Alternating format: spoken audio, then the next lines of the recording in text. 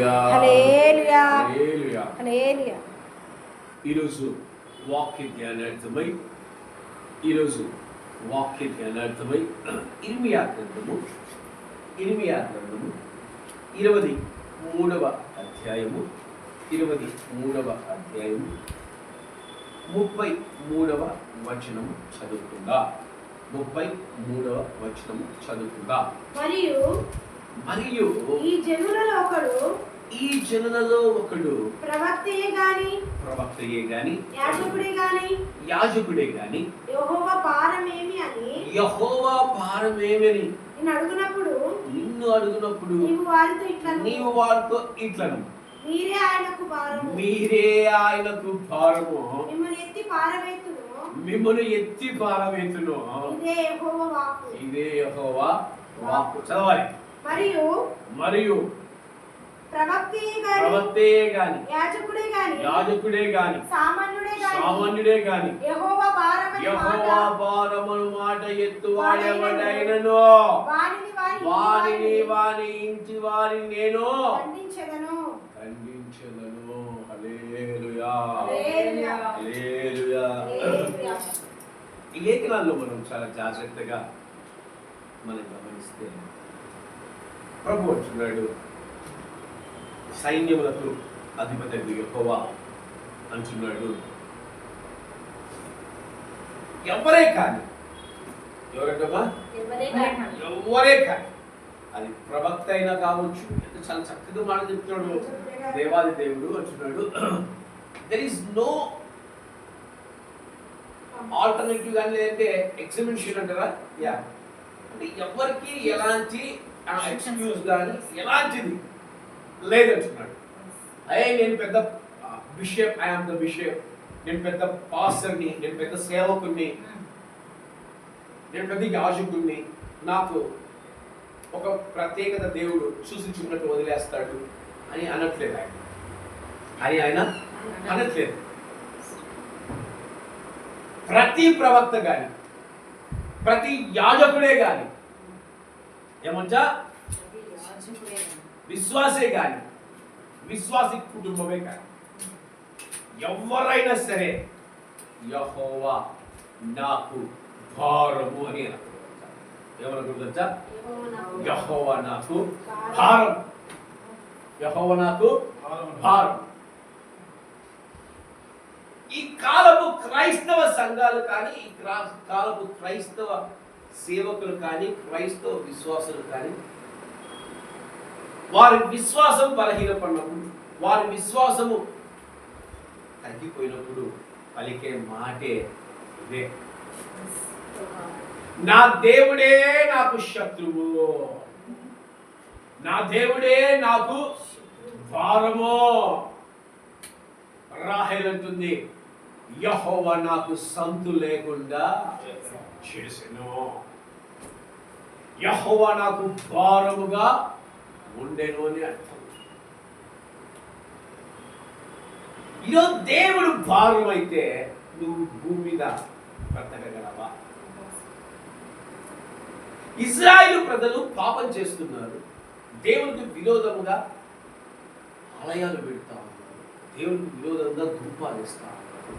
సూర్య దేవతని, అరావి దేవతని, అష్టోరోషు దేవతని, నా తలకాయ నా పిఠాపుడు దేవతని వారు పవిత్రమైన స్థలమందు, పరిశుద్ధమైన స్థలమందు, యెరూషలేము అనగా పరిశుద్ధమైన స్థలము, పవిత్రమైన స్థలము, ద హోలీ ల్యాండ్ అంటారు మన వాళ్ళు. మరి ఇది హోలీ ల్యాండ్ కాదా అని ఇప్పుడు హోలీ ల్యాండ్, కానీ భూమి మీద ఒక ప్రత్యేకమైన పరిశుద్ధమైన స్థలాన్ని దేవుడు ఏర్పాటు చేశాడంటే అది యెరూషలేము అనే ఒక ప్రాంతము, హోలీ ల్యాండ్. అలాంటి ప్రాంతాన్ని ఏమంటున్నారు, ఏం చేస్తున్నారు? ప్రాంతంలో విగ్రహారాధనలు పెట్టి ఆఖరికంట ఇంత దేవుడి మాటలు మనం ఫీల్ అయ్యి, వాక్యాన్ని ఫీల్ అయ్యి చదివితే, మనం సాక్ష్యాలు చెప్పేటప్పుడు ఎవరైనా సాక్ష్యం చెప్తుంటే ఈయన చెప్తుంటే ఆడ ఏడు చక్కారు అని ఏడుస్తారు. నాకు వాక్యాన్ని చదివితే నాకు ఏడుపు వస్తుంది, నిజంగా ఏడుస్తుంది. అంటే ఒక ఒక కుటుంబ పెద్ద బాధపడుతున్నాడు. ఒక కుటుంబ పెద్ద బాధపడుతున్నాడు. మనం సృష్టించిన సృష్టికర్త బాధపడుతున్నాడు. నేను మిమ్మల్ని ఎందుకు తయారు చేశాను? నేను మిమ్మల్ని ఎందుకు పుట్టించాను? నేను ఎందుకు మిమ్మల్ని ప్రత్యేకపరుచుకున్నాను? ఎందుకు తన కామాన్ని మెరుగును గాడి తన సొంత యజమానులు కానీ నా బిడ్డలు వినలేకపోతున్నారే. ఆయన హృదయ ఘోష, ఆయన హృదయ వేదన, ఆ వాక్యాలు చదువుతుంటే నేనైతే ఏం చేస్తాను? నాకు నిజంగా మన బాధ ఇక పిండేసినట్టు, ఏమేసినట్టు పిండేసినట్టు. ఆయన బాధపడుతున్నాడు. నేను భారం వచ్చాను, నేనే భారం వచ్చాను. దేవుడు భారంగా ఇలా మాట్లాడు. నీకు తెలుసు కదండి, అన్ని రోజుల నుంచి అనట్లేదు, ఎవరిని ఏ రీతి చూపించట్లేదు. కానీ వినాయకుడిని ఎందుకు సపరేట్ దేవాలయాలు పెట్టారు? లేదంటే ఒకవేళ ఆ కుటుంబంలో ఎందుకు వాళ్ళు ఈ విగ్రహాలు ఎందుకు పడేస్తారు? ఎందుకు పడేస్తారు విగ్రహాలు? ఆయన భారం అంట. ఆ భారాన్ని భరించలేదు. నేను వాళ్ళ గురించి అంతట్లేదు, భారంగా. దేవుని ఎలా ఫీల్ అవుతున్నారు? అంటే ఆయన భారాన్ని మీరు భరించలేదు కనుక తీసి మళ్ళా ఎక్కడ నీళ్ళలో వాళ్ళు పారవేస్తున్నారు. వాళ్ళని ఎవరిని విమర్శించట్లేదు, చెప్తున్నాను భారం. కానీ దేవుడు అనేవాడు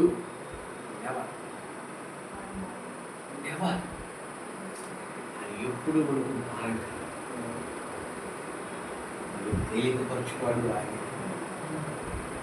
మనల్ని బలపరచువాడు ఆయన, మనల్ని స్థిరపరచువాడు ఆయన, మనం వేడుస్తుండే తట్టుకోలేని వాడు ఆయన. నిజంగా ఈరోజు ఎంతమంది ప్రభువుని యేసుక్రీస్తు వారు భారంగా భావిస్తున్నారు, ఎంతమంది ఆయన దుఃఖపరుస్తున్నారు, ఎంతమంది ఆయన బాధపరుస్తున్నారు, ఎంతమంది ఆయన వేదన పరుస్తున్నారు. నిజంగా ఆయన ఎప్పుడు భారంగా. ఈరోజు నేను చిన్న ఉదాహరణ చెప్తాను. చాలామంది యవనస్తులు చూస్తారు, పెళ్ళైన యవనస్తులు చూస్తారు. వాళ్ళు పిల్లలకు, బయట వాళ్ళ పిల్లలకు కానీ, వాళ్ళ ఇంట్లో వాళ్ళ వదిన పిల్లలకు కానీ, లేకపోతే ఇంకెవరికైనా కానీ, వాళ్ళ బంధువుల పిల్లలకు కానీ, ఎవరైనా పిల్లలు పుడితే ఒకవేళ వాళ్ళైనా యూరిన్ పోసినా, లేదంటే వాళ్ళు ఏదైనా కక్క కూర్చున్నా పోయి క్లీన్ చేయనంటే ఏం చేయం, కసుకోపోవడం ఇట్లా. కానీ ఆ తల్లి మటుకు, ఆ తల్లికి అప్పుడు దాకా ఈ తల్లి కూడా పుణ్యాత్ముడా, వేరే వాళ్ళ పిల్లలకు చేయదు. ఈమె పుణ్యాత్మురాలు ఎందుకంటున్నా, ఈ తల్లి కూడా వేరే వాళ్ళ పిల్లలకు. కానీ ఆ సొంత పిల్లకు మటుకు ఎట్లా చేస్తారంటే, అన్నం తింటా ఉంటే అక్కడే కూర్చుంటారు. నాలాంటి పక్కన ఎంతో కొంచెం అనీజినెస్ అనిపిస్తుంది. కానీ ఆ తల్లి కనిపించింది సార్, అలాగే అదొచ్చి పక్కన పెట్టి ముందు లేచి దాన్ని ఎత్తి పెట్టి కలిగి కూతుర్ని కొడుకుని శుభ్రపరుచుకుని చాలా చక్కగా మళ్ళా వారికి వేసుకుని మళ్ళీ చాలా నిద్రపడతారు. How great they are, really they are great. నిజంగా చాలా గొప్పవాళ్ళు. కానీ ఆ పుట్టిన పిల్లలు ఎన్ని మర్చిపోతారు, తెలియదు వాళ్ళు. దేవుడు ఎందుకు తెలియకుండా పెట్టాడో నాకైతే తెలియదు. కానీ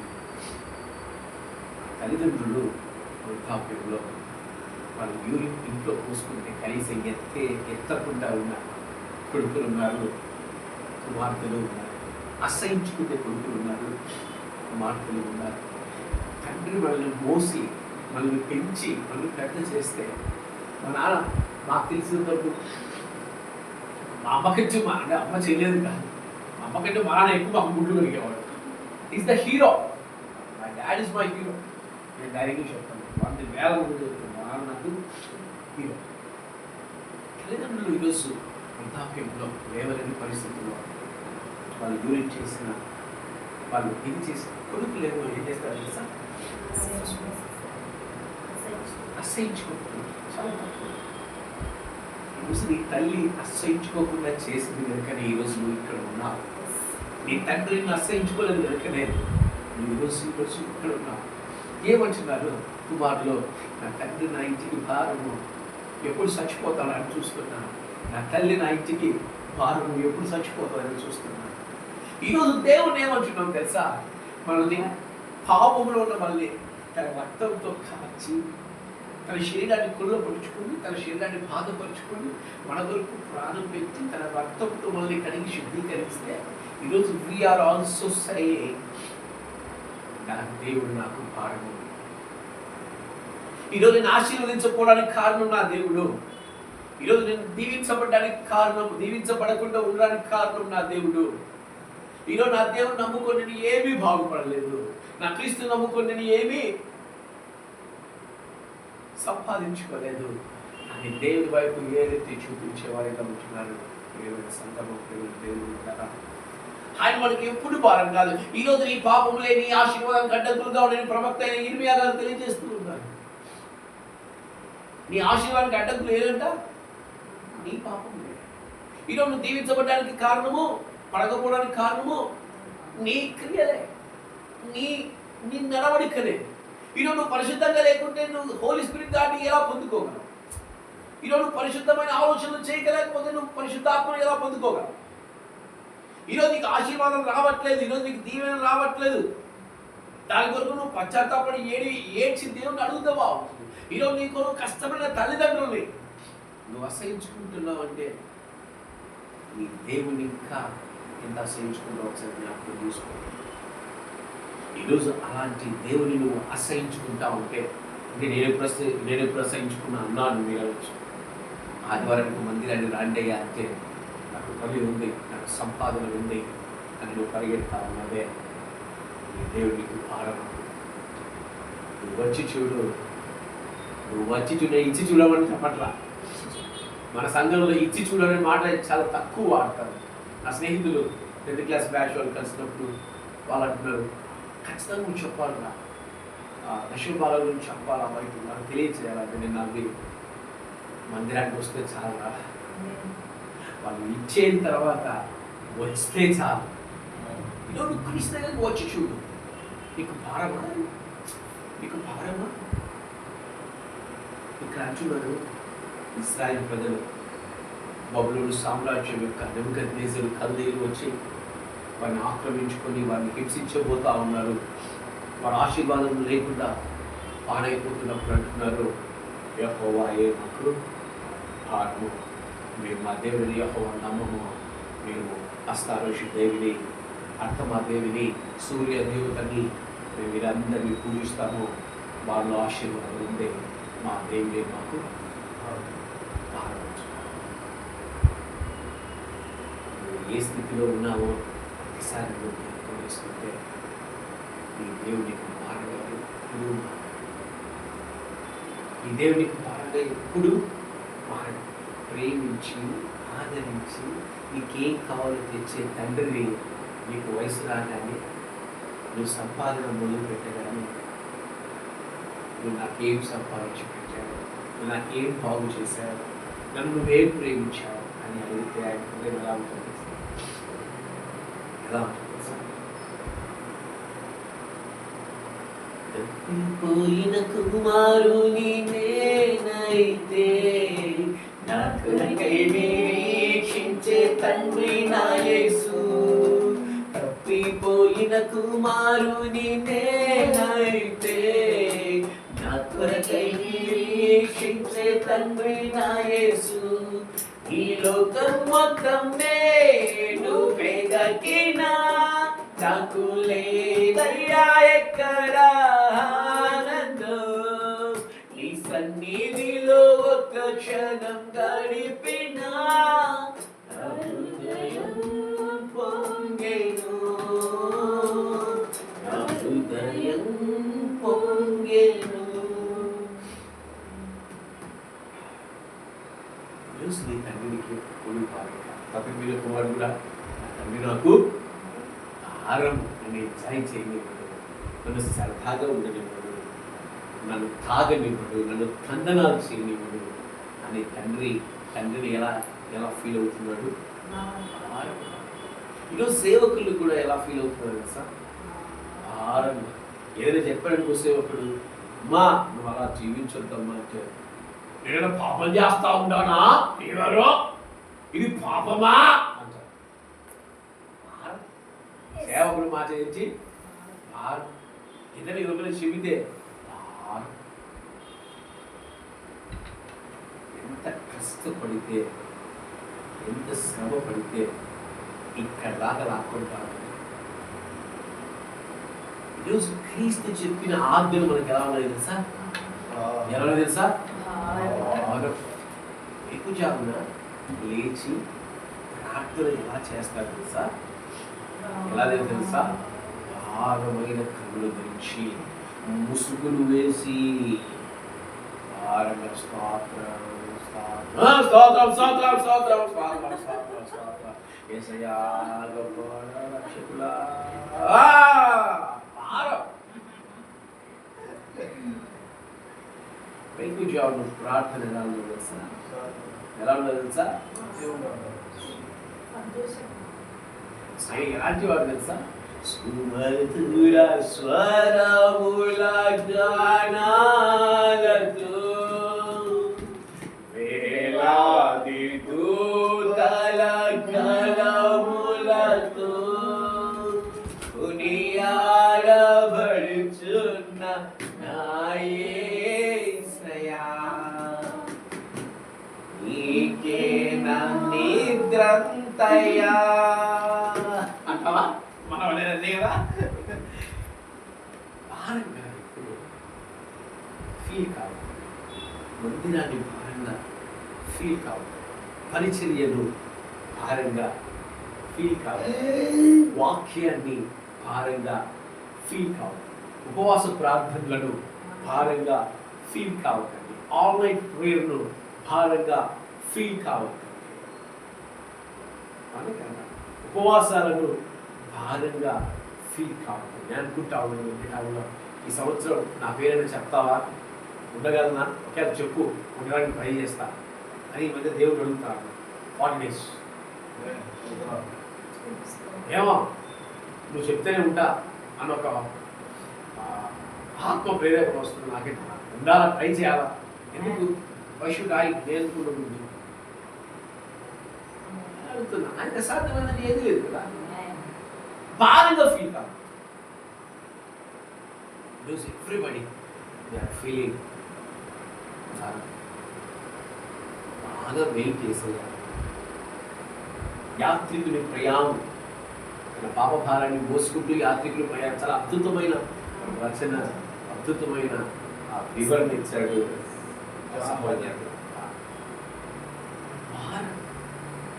మన పాపం మనకు భారము, కానీ క్రీస్తు మనకు ఎప్పుడు కాదు.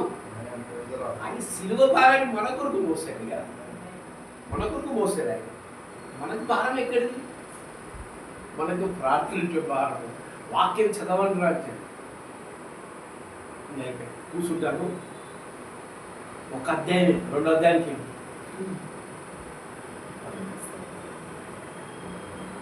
నేల ఒక అద్భుతమైన నిద్రము భారం దేవుడు అంటున్నాడు.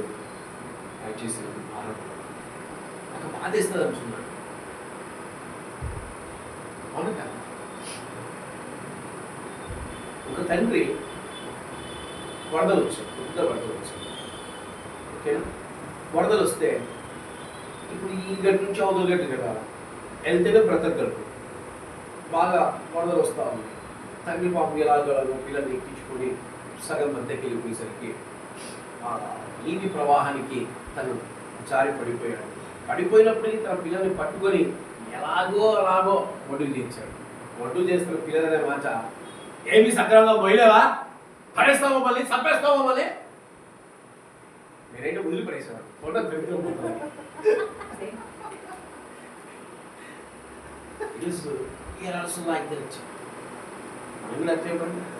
మరి ఇప్పుడు పాపభారాన్ని చూస్తే ఏం చేస్తావా? పరలోకంలో అత్యున్నత సింహాసనం పైన తండ్రి ఇప్పుడు భాషలో కూర్చున్నావు. నా ఏడుపు ఎవడు, నా కష్టం ఎవడు తీర్చేది? నీకేమి సుఖంగా దేవుని గుడి భాష ఆయన పడ్డ శ్రమ పడ్డా అసలు అర్హత ఉందా మనకి? అడగడానికి మనకు అర్హత ఉందా? ఉందా అసలు? కానీ మనవచ్చాము. నీకేం సుఖంగా ఉండవు, తండ్రి గురి పార్శ్వంలో ఆశీర్వై ఉండవు, 7 దీపస్తంభం వద్ద సందేహిస్తూ మహిమతో ఉండవు. మా కష్టాలు నీకే తెలుసు. హెబ్రీ రాష్ట్ర పత్రికలు అంటున్నాడు. అందుకే ఇట్లాంటి మాటలు మనం మాట్లాడుతూ వింటున్నాడు. పౌలు గారు అంటున్నారు, ఏమంటున్నారు? ఆయన అనుభవించాడు కనుక అనుభవిస్తున్న మన బాధ మనకు అవకాశం లేదు. పౌలు గారు అవకాశం లేకుండా రాయించాడు, పరిశుద్ధాత్మలో రాయించాడు. ఇట్లాంటి మాటలు మాట్లాడతారా బుద్ధులేని గాదులారా, అందులో మీకు నేను రాయిస్తున్నాను. కానీ ఈరోజు మనమే సేవ భారం. అందుకే ఆ భక్తులు చాలా మంచి రాశాడు. నీ సేవలో ఎదురైనా ఎన్నో సమస్యలలో నా బలమును చూచుకొని నిరాశ చెందితిని భారమైన నీ సేవలో. ఎంత మాట్లాడు తెలుసా, ఎంత మాట్లాడు తెలుసా,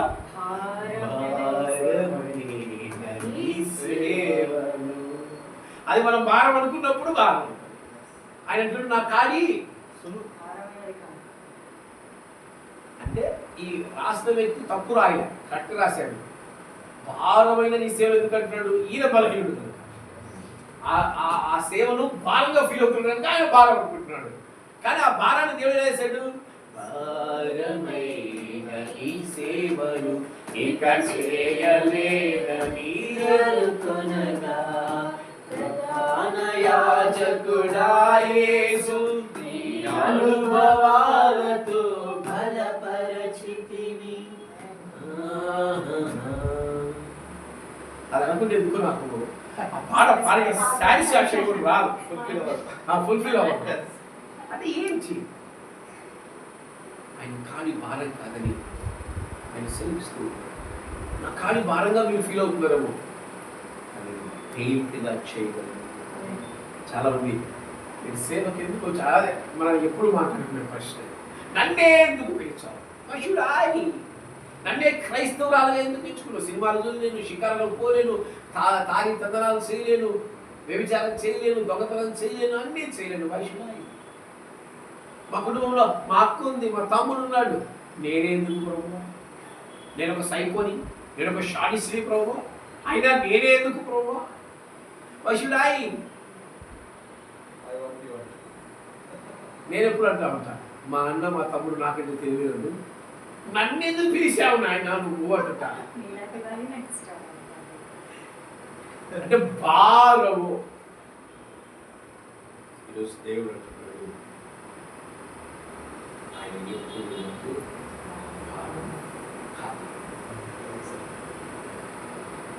భారం కాని దేవుణ్ణి మనం ఏం చేస్తున్నాం తెలుసా? అంటే నేను ఎవరిని విమర్శించే మాట, నేను ఎవరి విశ్వాసవాది ఎవరు క్రైస్తవులు చెప్తున్న మాట. ఎందుకంటే మన వాళ్ళు వాళ్ళ అనుభవాల్లోకి వెళ్తున్నట్టు నేను చెప్తున్నా మాట, ఎవరిని విమర్శించాను. మన ఇల్లు కట్టేటప్పుడు దేవుని మూలాన్ని ఒక మూల పెడతాను, అది ఈశాన్య మూల అంటారు. ఏ మూల అంటారు? ఈశాన్య మూల. ఒక మూలను దేవుని స్థలం నుంచి ఒక మూలను అది ఈశాన్యంలో పెడతారు. అక్కడ బరువులు పెట్టకూడదు. ఏం పెట్టకూడదు? బరువు పెట్టకూడదు. బరువు పెడితే నీ వ్యాపారం ఎక్కి రాదు, ఇల్లు ఎక్కి రాదు. అంటే వాళ్ళు దేవుణ్ణి ఎలా ఫీల్ అవుతున్నారు? ఎక్కడైతే ఇద్దరు ముగ్గురు నా నామము కూడి ఉంటారో వారి మధ్యలో నేనుంటానని వాగ్దానం ఇచ్చిన గొప్ప దేవుడు. నీ భారాన్ని తేలికపరచు వాళ్ళని నేను అంటుంటే నీవే నాకు భారము దేవా అని మనం అంటున్నాం.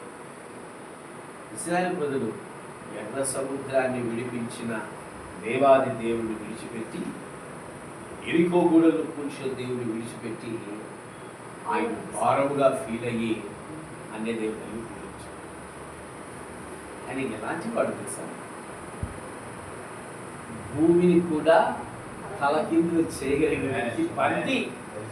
ఆ మహిమ గల తండ్రిని భూమి ఎలాంటిది? ఇట్స్ బాల్ ఎక్కడని తిప్పగలదు. కానీ మనం ఏమవుతున్నాం? నువ్వు తిప్పలేవు, భారం. ఎంత భారం! ఒక్కసారి ప్రియమైన స్నేహితుడా, ప్రియమైన దేవుని కుమారుడు కుమార్తె, రాత్రికాల సమయంలో దేవుని నేను భారం కాదు.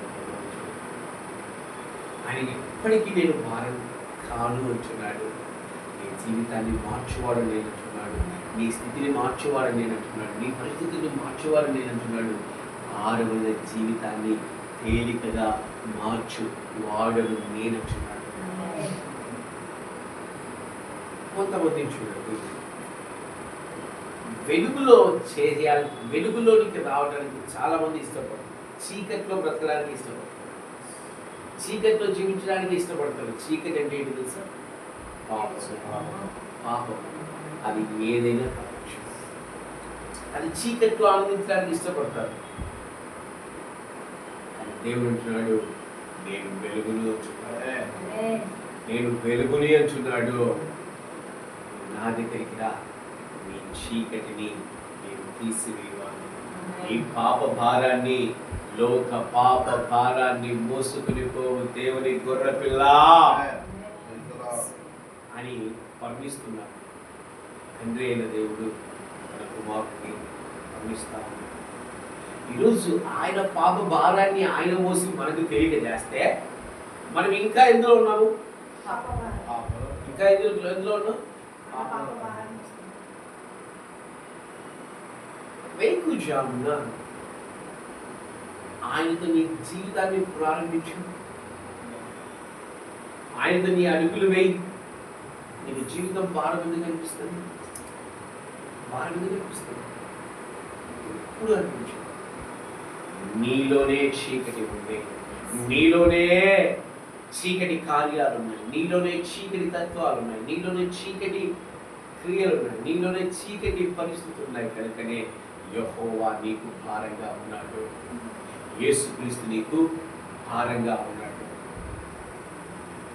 ఇప్పుడు ఆ భారాన్ని నువ్వు తీసేసుకునే ప్రక్రియలోకి రావాలే. కానీ ఇంకా నా దేవుడు నాకు భారం, ఇంకా నా దేవుడు నాకు భారం, ఇంకా నా దేవుడు నాకు భారం. అందరూ ఆశ్చర్యపోతూ ఉంటారు. అసలు ఆ వెహికల్తో నీవు ఆ బయటకు వేసుకొని చుట్టుకొని నువ్వు హౌ ఇట్ పాసిబుల్? నువ్వు ఎట్లా వెళ్తావు? అంత రేడియేటర్ ఇంజన్ అంతా కాలిపోతుంది, ఇంజన్ ఫెయిల్ అయిపోతుంది, అంత హీట్ నువ్వు ఎలా వెళ్ళిపోతావు అంత ధైర్యంగా? ఎందుకంటే నాకు భారం కాదు. ఇప్పుడు నా యేసు ఎప్పుడు నాతోనే వచ్చాడు. నా యేసు ఎప్పుడు నాతోనే వచ్చాడు. నేను దేవునికి ఇన్ని వేలు పెట్టాను, ఇన్ని లక్షలు పెట్టాను, నేను అమ్ముకొని పెట్టాను. దేవునికి నాకు భారమయ్యాడు. ఆయన పిలుచకున్నా బాగుండేది, ఆయన సేవలోనికి పిలుచకున్నా బాగుండేది. ఎవరంతా ఎవరు ఆ స్థలం ఇచ్చింది? ఎవరు? చిన్నాయన పెద్దనాయన కదా, మర్చిపోయాను. వాళ్ళ చిన్నాయన వాళ్ళ పెద్దనాయన ఇచ్చాడు స్థలం. ఆ స్థలం అమ్మి ఏసైకి సేవ పెడితే నా డబ్బులు పోయినాయి. ఎవరిచ్చా నీకు స్థలం? నీ తరతరాల ఆస్తులు వచ్చాయి కదా. చాలా మంది ఇలాంటి అనుభవాలు వెళ్తా ఉన్నారు. దేవునికి పెట్టినది ఆయనకు నువ్వు ఒక్క రూపాయి ఇస్తేనే లెక్క ఉంటుందే. మరి నువ్వు పెట్టిన డబ్బులకు లెక్క ఉండదా? నువ్వు పెట్టిన వాటికి 100 రెట్లు ఇస్తాడు నీకు. 10 రెట్లు కాదు, 100 రెట్లు నీకు ఇస్తాడు. ఎప్పుడు ఇస్తాడు? అది కాపాడుకునే స్థితి నీకు రావాలి. చాలా వరకు మనం చూస్తూ ఉంటాం. ఒక వ్యక్తి డబ్బులు ఇచ్చాడు. సూట్ కేసులో డబ్బులు ఉంటే ఆ వ్యక్తి నాకు ఇతనికి సహాయం చేస్తే సూట్ కేసు తీసుకెళ్ళాలి. సూట్ కేసులో డబ్బులు ఉంటాయి. సూట్ కేసు తీసుకెళ్ళినోడు డబ్బులు తీసుకున్నాడు, ఇంటికి పోయి కాలగొట్టుకుని సూట్ కేసు కాలగొట్టుకుని తీసుకోవాలి కదా. మళ్ళీ ఇతని దగ్గరకు వచ్చి నేను తాళం ఇస్తావని అడిగాడు. ఏమడిగాడు? ఆ వ్యక్తి సుత్తి తీసుకున్నాడు, దెబ్బలేసి ఆ డబ్బులంతా ఇవ్వకుండా ఒక 2 కట్టలు ఇచ్చి నీకు చాలు, ఇది నువ్వు కాపాడుకోలేదు. లోపల బ్రతుకులు అదే. ఆయన ఇవ్వాలనే ఆశయం అనుకున్నా మనం పోయి తాళం అనుకున్నాం. ప్లీజ్ ప్లీజ్ ఇది ఓపెన్ కావట్లేదు, ప్లీజ్ ఇది ఓపెన్ కావట్లేదు, నాకు తాళం ఇవ్వు మనం అడుగుతాం అంతేనా? అందుకే ఆయన మనకు తగినది ఇవ్వడు. వీళ్ళు కాపాడుకోలేదు. ఈరోజు ఎందుకు దేవుడు మనం ఆశీర్వదించలేదు? మనం కాపాడుకోలేదు. ఈరోజు ఆత్మలు కొన్ని సంఘాలకు ఆత్మలు దేవుడు పంపించాడు. ఎమ్మడి ఎందుకు? ఆత్మలు కాపాడుకునే ఆత్మీయ జీవితం మనకు లేదు. పిలిచినోడు ఖాళీగా పెట్టాలని ఆయన ఉద్దేశం కాదు. పిలిచినోడు ఆత్మలు ఇవ్వకుండా ఊరికే మనం ఆరాధన చేసుకోవాలని ఉద్దేశం ఆయనది కాదు. వచ్చిన దాన్ని కాపాడుకుని, ఫ్రిడ్జ్ మనకు వచ్చింది, టీవీ దాన్ని కాపాడుకుంటే కెపాసిటీ మనకు ఉండాలి, దాన్ని సంరక్షించుకునే కెపాసిటీ మనకు ఉండాలి. అలా లేదు కాబట్టి యెహోవాకు ఈరోజు ఇశ్రాయేలుకు ఇప్పుడు స్టిల్ ఫైటింగ్. ఆయన మాకు భారం కాదు. వాళ్ళకు వెలుగు వచ్చింది. వాళ్ళకి ఏమొచ్చింది? వెలుగు వచ్చింది. ఈరోజు నీకు వెలుగు వస్తుంది అంటున్నాడు. ఎప్పుడు వస్తుంది? మలాకీ గ్రంథం తీయండి. మలాకీ గ్రంథము 4వ అధ్యాయము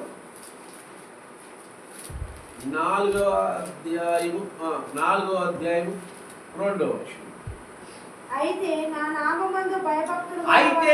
నామమందు భయభక్తుల వారగో మీకు నీతి సూర్యుడు ఉదయించును. ఏంటంట? అయితే నా నామమందు భయభక్తులు గలవారు యెహోవా యందు భయభక్తులు కలిగిన వారు ఆశీర్వదించబడతారు, దీవించబడతారు. ఎన్నో ఉన్నాయి. యెహోవా యందు భయభక్తులు కలిగిన వారికి ఆయన భారంగా ఉంటాడా? అదే ఎవరైతే నన్ను భారం అనుకోరో వాళ్ళ కొరకు ఒకరిని ఉదయింపచేయబోతున్నాను. ఎవరంట ఆయన? నా నీతి సూర్యుడా, భూమి నేలు యేసయ్యా, సరిపోల్చలేను నీతో గనులైన వారిని, రాజులకే మహారాజువు, కృప చూపే దేవుడవు, నడిపించే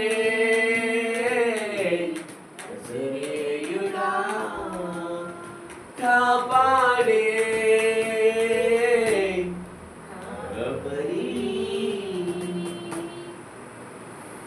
నీతి సూర్యుడు నీలో ఉదయిస్తే అసలు ఈ రాత్రికాల సమయమున నువ్వు భారంగా ఫీల్ అవుతున్నావేమో, దేవుణ్ణి క్రైస్తు నువ్వు భారంగా ఫీల్ అవుతున్నావేమో, ఆయన ఆజ్ఞలను భారంగా ఫీల్ అవుతున్నావేమో, ఆయన కార్యాలను భారంగా ఫీల్ అవుతున్నావేమో, ఆయన క్రియలు నువ్వు భారంగా ఫీల్ అవుతున్నావా, అసలు యేసులను భారంగా ఫీల్ అవుతున్నావేమో. కానీ ఆయన అంటున్నాడు, నేను నీకు భారము కాదంటున్నాడు. నేను నిన్ను చీకట్లో నుంచి వెలుగులోనికి తీసుకొచ్చే నీతి సూర్యుడు అంటున్నాడు. ఏమంటున్నాడు? నీతి సూర్యుడు. ఆయన రెక్కల చాటున ఆరోగ్యము మనకుందంట. ఏముందంట? ఆత్మీయ ఆరోగ్యం, శారీరక ఆరోగ్యం మనకు కావాలి. క్రైస్తవులకు కావాల్సిన ఆరోగ్యాలు 2 రకాలు. దీని గురించి మళ్ళా చెప్తాను. ఆత్మీయ ఆరోగ్యం ఒకటి, శారీరక.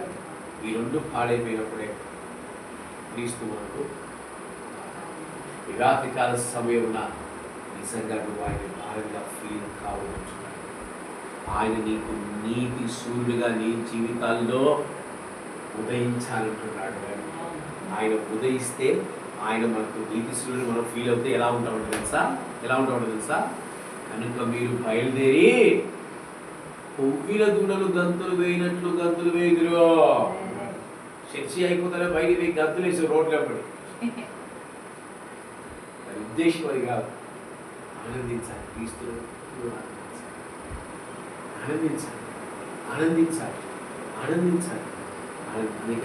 ఆనందించండి. మనము బాధపడుతున్నాం, క్రీస్తు అంటే మరలా బాధపడుతున్నాం. క్రిస్మస్ మాసంలో ఆయన నీకు భారం కాదు అంటున్నాడు. ఆయన నీ పైన నీతి సూర్యుడుగా ఉదయిస్తానంటున్నాడు. నీ చీకటిని తీసివేస్తానంటున్నాడు. నీకు కలిగిన దుఃఖాన్ని తొలగిస్తానంటున్నాడు. నీకు కలిగిన రోగాన్ని తొలగిస్తానంటున్నాడు. నీ ఆత్మీయ వ్యాధిని తొలగిస్తానంటున్నాడు. ఈ శారీరక రోగాన్ని స్వస్థత పరుస్తానంటున్నాడు. ఆయన ఎప్పుడు భారం కానే కాదు. రోజు నీ కన్న తల్లిదండ్రులు నీకు భారం కాదు. దేవుడు నీకు భారం కాదు. తల్లిదండ్రులు మోసం చేయొచ్చు. ఇలా చాలా మంది చేస్తున్నారు ఈ కాలంలో. నాకు ఆశ్చర్యం. కన్న పిల్లల్ని వ్యభిచారం మీద చంపేస్తున్నారు. ప్రియులతో తల్లిదండ్రులు విడాకులు తీసుకొని పిల్లలను ఆదరణ చేస్తాను. ఎన్నో please there are so many. మన క్రీస్తులో ప్రేమలో రాంచి నీకు తెలుసు భారం కాని దేవుని మీద నాకు యెహోవా నామం బహు అద్భుతమే, ఎడారిలో నదులను పారచేసెను. అదేమంటున్నాం? యెహోవా నామం బహు భారమైనది, ఎడారిలో మమ్మును పూడ్చి పెడతాడు. ఎంత అద్భుతం ఉంటుంది ఆయన నామము. ఆయన నామాన్ని ఉచ్చరిస్తుండగా హనోకు దేవుని దగ్గర వెళ్ళిపోయాడు. ఆయన నామాన్ని ఉచ్చరిస్తుండగా ఏలియా కోల్పోబడ్డాడు. ఈరోజు మనం ఆయన నామాన్ని ఉచ్చరిస్తుండగా ఆయన రాకడలో ఎత్తబడతాము. ఉచ్చరిద్దామా? ఈరోజు నీ భారం ఏది? నీ పాపమే. ఈరోజు నువ్వు ఎందుకు ఆశీర్వదించబడట్లేదు? ఈరోజు సంఘాలు ఎందుకు దీవించబడట్లేదు?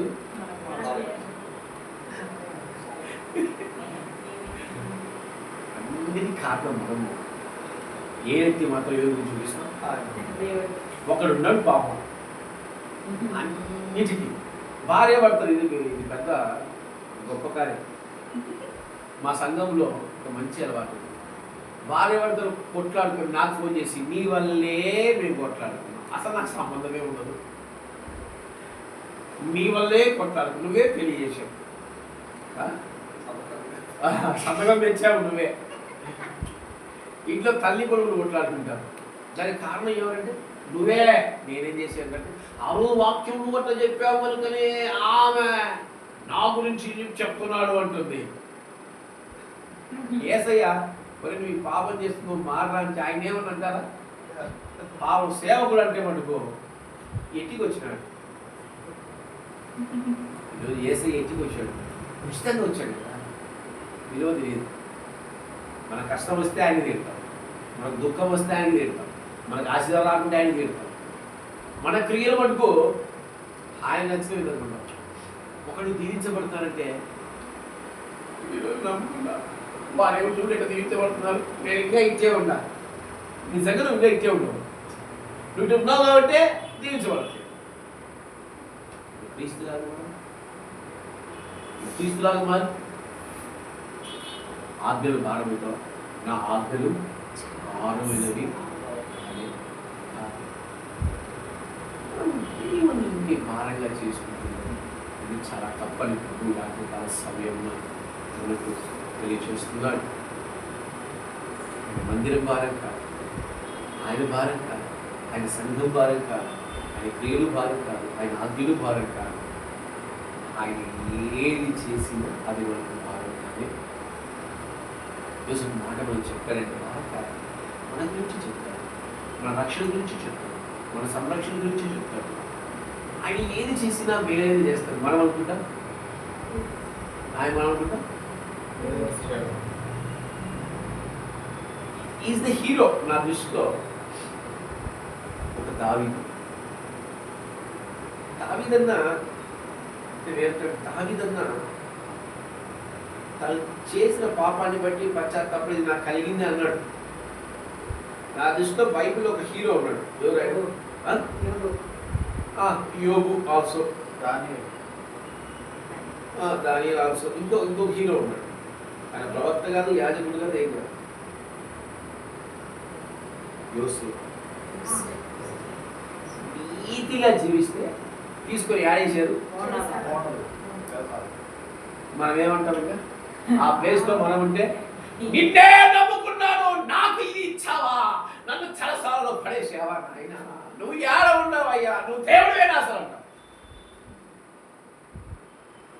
నోరు తెరువలేదా ఏ ప్రేమ, బదులు పలుకలేదా ఏ ప్రేమ. యోబై గారు అంటున్నాడు, యెహోవా తీసుకొనెను ఆయన నామమునకే స్తుతి కలుగుగాక.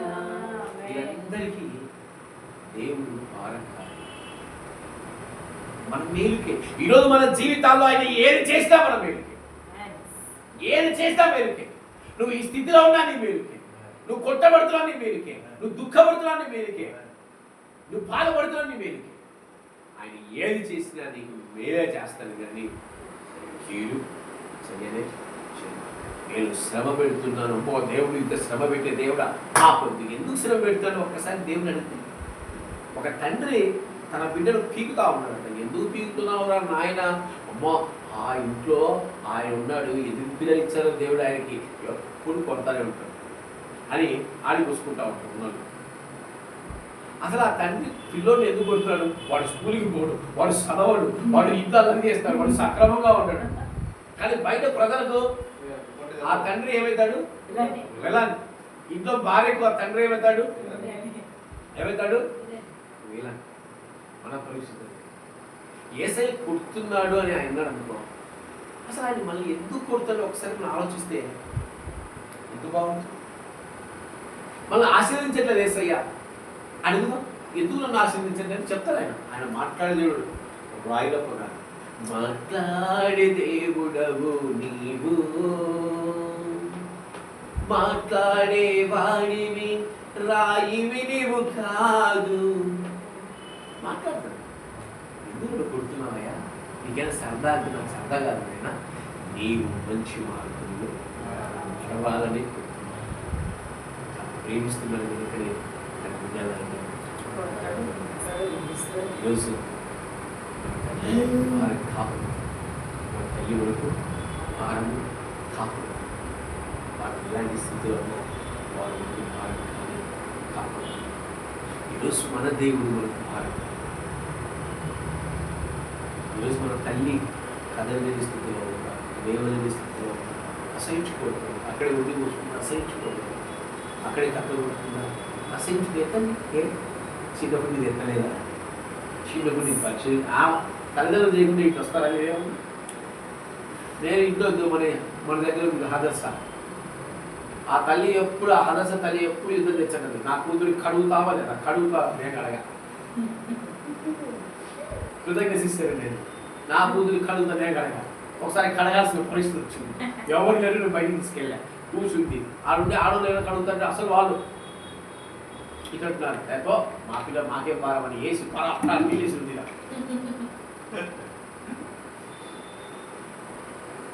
ఈరోజు మన తల్లిదండ్రులు మనకు భారం కాదు,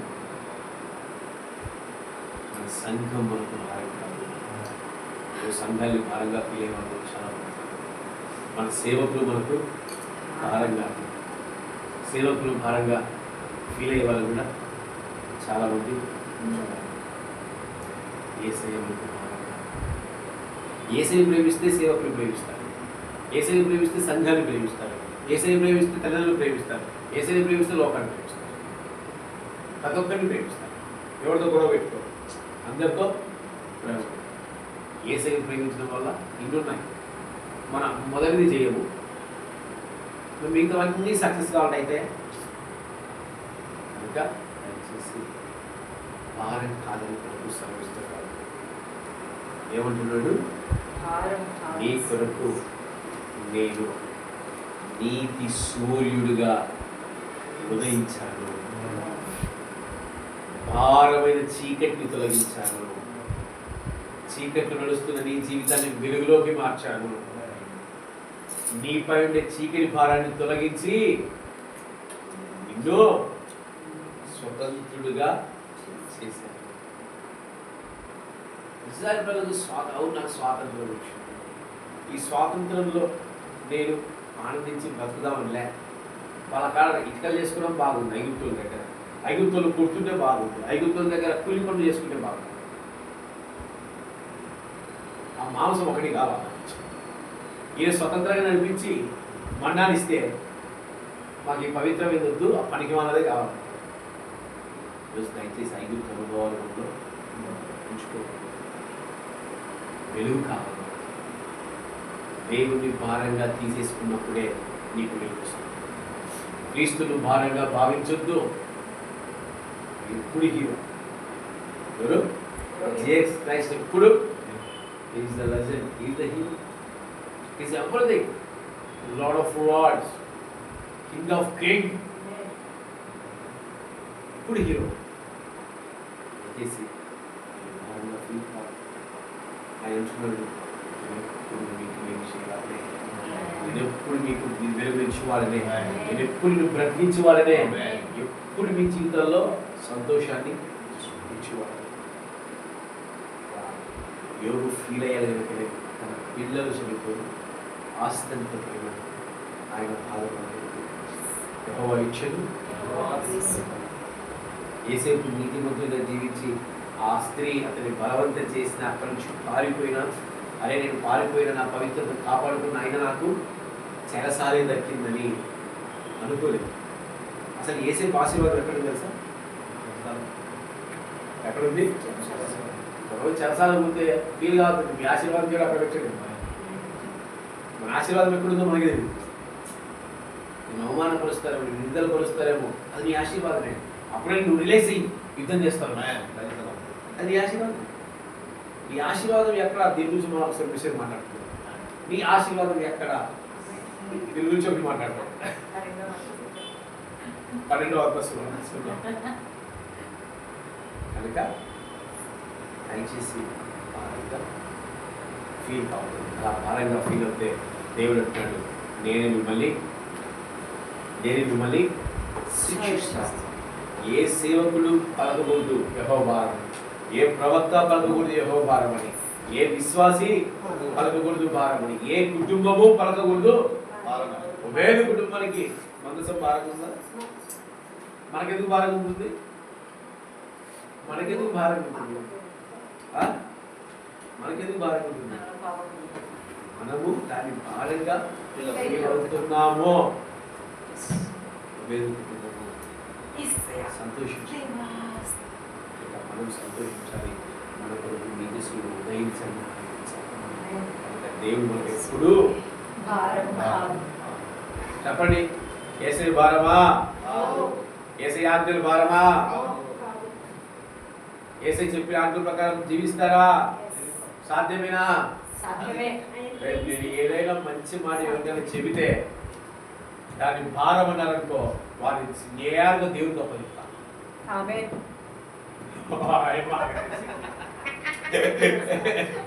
జాగ్రత్త, మంచి మాటే. కనుక ఈ వాక్యం ఎప్పుడు మీ హృదయాల్లో వెలుగుతాం. అప్పుడు ఏదైనా సేవకులు చెప్పినా, యేసయ్య చెప్పినా అది మనకు మంచిగానే ఉంటుంది. అలా కదా, సేవకుడు తింటే ఏం కావాలి మనకది? ఏం కావాలా? సేవకుడు గర్జిస్తే మనకి ఏం కావాలి? ఆనందించాలి. మా కొరకే తింటున్నాడు, మా కొరకే అంటున్నాడు, మా కొరకే చెప్తున్నాడు. పోయి సేవకుడు పోయి లోపల నుండి ఇంటిని పోయి ఎక్కడ నువ్వెందుకు ఇచ్చుంటావు, ఇది తప్పంటే నన్ను కిందేసి తొక్కి బట్టలు ఇచ్చి పంపిస్తాను. ఎవరైతే చెప్పాలో అలాగే చెప్పాలి. లోకాలందరికీ క్రీస్తు వాక్యం అంగీకరిస్తారా? ఎవరు అంగీకరించాలో వారే అంగీకరిస్తారు. కనుక ఆయన భారంగా ఫీల్ కాని వాళ్ళే అంగీకరిస్తారు. కనుక మనం కూడా క్రీస్తుని భారంగా భావించడం. ఆది అపోస్తలులు దేవుళ్ళు ఆనందించారు. పౌలు గారి దేవుల్లో ఆనందించారు. ప్రతి ఒక్కరు, అంటే చాలామంది సేవకులు పేరు చెప్పలేదు, ప్రతి ఒక్కరు దేవుని ఆనందించారు. ఆయన భారంగా భావించలేదు కనుకనే వారు చాలా సంతోషంగా చాలా ఆనందంగా వారి యొక్క జీవితాన్ని ముగించారు. ఈరోజు మనం కూడా ఆయన భారంగా భావించకుండా క్రీస్తుని ఏం చేయాలి? ఏం చేయాలి? ఆనందించాలి. వాళ్ళు కళ్ళు మూసుకొని మీ హృదయాలను పరిశీలన చేసుకోండి. ఈ రాత్రికాల సమయంన ఆయన నీకు భారము కాదంటున్నాడు. ఈ రాత్రికాల సమయంన ఆయన నీకు నీతి సూర్యుడిగా నీలో ఆయన ఉదయించాలని భావిస్తున్నాడు, ఉదయించాలని ఆనందిస్తున్నాడు.